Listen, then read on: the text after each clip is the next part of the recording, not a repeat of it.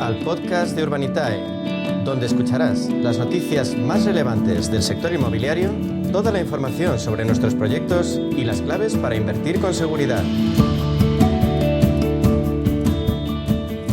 Pues cuando es la 1:20 de la tarde, iniciamos aquí, como cada semana, este espacio de inversión inmobiliaria con los grandes especialistas como son Urbanitae. Y arranca precisamente este espacio en un momento clave también para el sector, porque mientras la vivienda sigue en el centro del debate precisamente por su escasez, hay otros segmentos como los centros comerciales, las oficinas o también el sector hotelero que están volviendo a captar la atención de los inversores.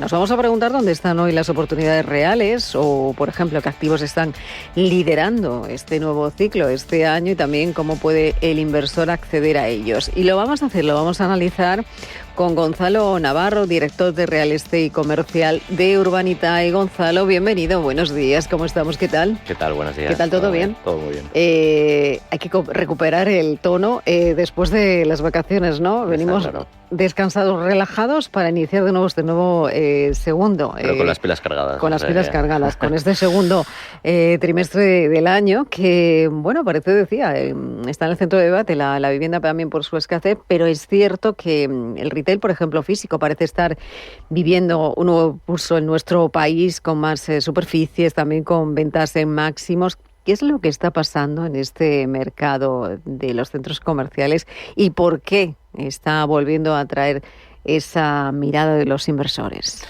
Bueno, lo que estamos viendo es bastante claro y evidente. El retail que funciona es el que tiene sentido. Venimos de un ajuste importante que ha limpiado bastante el mercado. Y hoy el retail bien ubicado y bien gestionado es el que estamos viendo con más altos niveles tanto de tráfico y también de ventas, y eso al final es lo que tiene en el punto de mira el inversor, activos que generen caja. Por lo tanto, en el retail estamos viendo cada vez menos ladrillo pasivo y más ladrillo operativo con capacidad de generar valor, y ahí es donde vemos que el retail pues estamos en un muy buen momento. También vamos a hablar de otro segmento, ahora también hablamos de los proyectos, pero hay otro de los segmentos claves que ponía sobre la mesa, otro de los sectores como es el de las oficinas, que está también viviendo un momento, no sé si de cierto auge, sobre todo en algunos capitales como puede ser en Madrid. ¿Qué factores también están accediendo, impulsando este crecimiento en lugares o ciudades como por ejemplo Madrid? ¿Qué es lo que está ocurriendo en el sector de las oficinas? Totalmente de acuerdo, pero con prudencia. O sea, que al final en el sector de las oficinas hay dos tendencias muy claras. Uno es que pues se está reduciendo stock por parte de las oficinas y se está reconvirtiendo este stock al residencial, sobre todo, como tú has dicho, en zonas céntricas, Madrid, Barcelona y principales ciudades. Y por otro, la demanda pues sigue creciendo con fuerza, ¿no? Madrid pues está ganando población a ritmos, como sabemos, muy altos, más de 100.000 personas a diferencia del año pasado.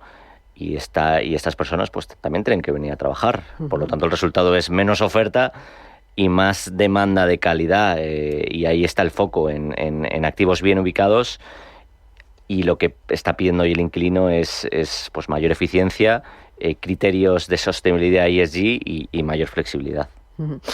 Foco también, tercera pata, ese foco en hospitality, también estéis presentes en ese mercado hotelero, que es otro segmento que está muy activo, en máximos de inversión, me atrevería a decir. ¿Cuál es esa perspectiva sobre este sector, el sector hotelero? Bueno, el sector hotelero estamos viendo por no solo las cifras que nos vienen acompañando en los últimos años.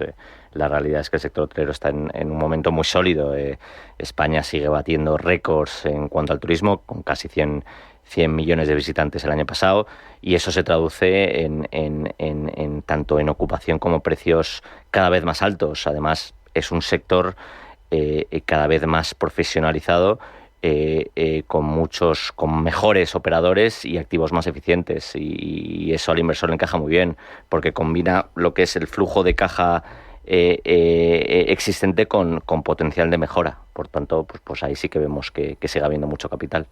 Vamos a hablar también de ese contexto macro y también de la disponibilidad de capital, porque teniendo en cuenta esa demanda que existe en la vivienda, habla un informe del BBVA precisamente que están situando ese déficit de vivienda en 800.000 en el año 2027, o sea, dentro de nada, de un año. Pero ¿hay capital suficiente para invertir también en otros segmentos en España, sí, aparte residencial? Sí, hay capital suficiente, pero al final es un capital, como he dicho antes, es un capital selectivo, en el que no todo vale, pero al final nosotros lo que vemos es que tanto en el residencial como en el sector terciario no es invertir en uno u otro, sino nosotros lo que vemos es una complementariedad bastante clara en ese sentido, es decir, no es oye, yo invierto en uno y no en otro, sino que aquí al final pues los dos sectores, por así decirlo, se complementan bastante bien.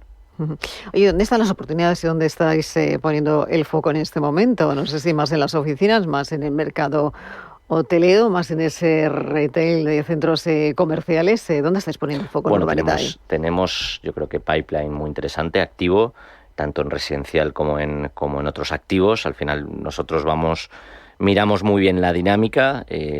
Como sabes, para nosotros es muy importante la estructuración y entrar en producto donde hay demanda clara y estructuras sólidas, y ahí es donde vemos las mejores oportunidades, analizando muy bien cuál es la dinámica del mercado, cuál va a ser tu inversor final, y con eso pues planteamos una estructura clara y eficiente para nuestros inversores.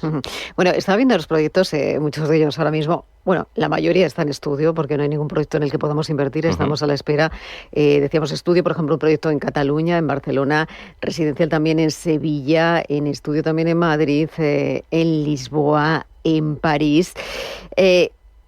¿Dónde se encuentra en este momento el foco puesto? Porque estamos hablando de proyectos y la diferencia que existe entre esos proyectos de renta, de préstamo y también de plusvalía. Hay muchos más quizá de plusvalía que en renta o en préstamo. ¿Cuáles son las diferencias?